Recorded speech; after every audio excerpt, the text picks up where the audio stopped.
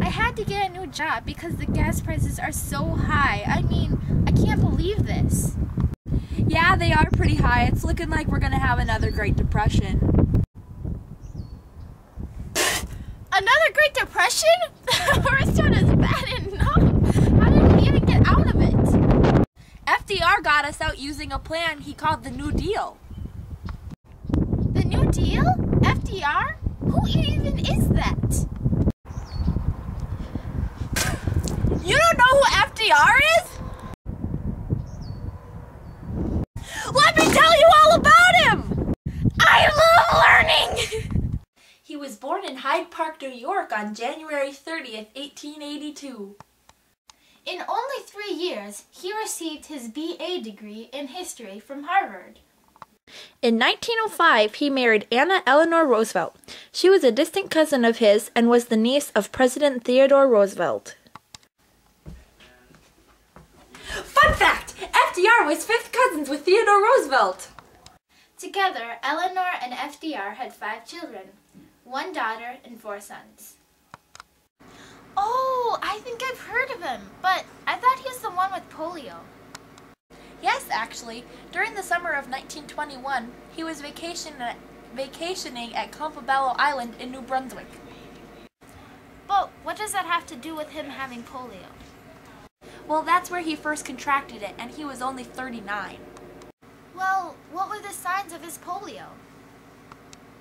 Well, at first he had aches and pains and weakness in his legs, and his temperature got up to 102 degrees, and his condition was still continuing to worsen. Oh, okay. Well, tell me more. He was eventually diagnosed with polio, but he still wanted to have a life in politics. But because of polio, he wasn't sure how it would affect him running for office.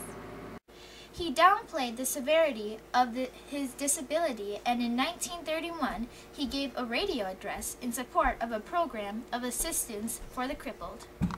He inspired and as well as directed the March of Dimes, which eventually came up with an effective vaccine.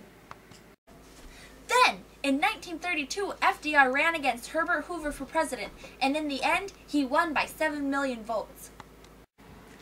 He was inaugurated March 4th, 1933.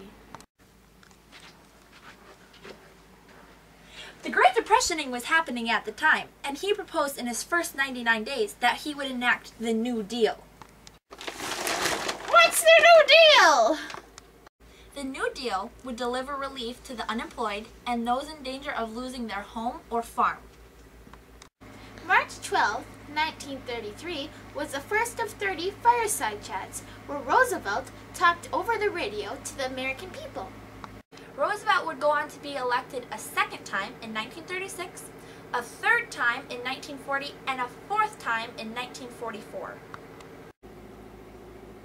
Wow! He was in office longer than any other president.